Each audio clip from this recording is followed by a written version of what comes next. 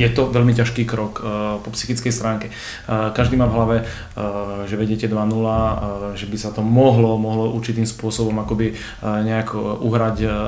Tá mentalita akoby zrádza k tomu, aby si to trošku podcenil. Ale zase na druhú stranu každý chce urobiť rozhodujúci krok už v tomto momente. Takže náročnosť tohto zápasu bola veľmi veľká. Tak ako každého. Vstupný, samozrejme potvrdiť zápas v Ústí, domácu výhru, takže myslím si, že tá náročnosť bola veľmi veľká. Dnešný zápas sme zvládli na výbornú práve, tak ako spomenul aj Cory na tiskovej konferencii, dodržali sme taktické pokyny, za to si cením naozaj veľmi výkon tohto tímu, že sme dokázali z pohľadu obranného a útočného využívať tie veci, na ktorých sme sa dohodli.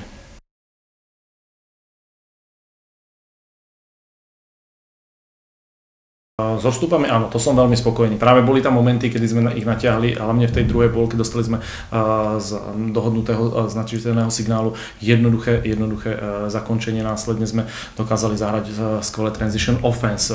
To si naozaj to bolo hrozne dôležité, ale pre mňa dôležitejšie ešte práve ten náš obranný výkon, že naši pivoti dokázali reagovať práve na hru Mitchella, dokázali sme v tomto momente zastaviť, aby sa on nechytil hneď úvodu. Začal sa chytať zase až postupom jednotlivých štvrtín a to bolo veľmi dôležité.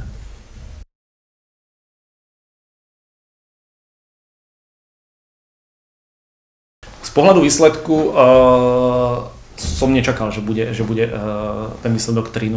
Ale zase na druhú stranu to hovorí o sile tohto tímu. Samotné zápasy boli všetky veľmi, veľmi ťažké.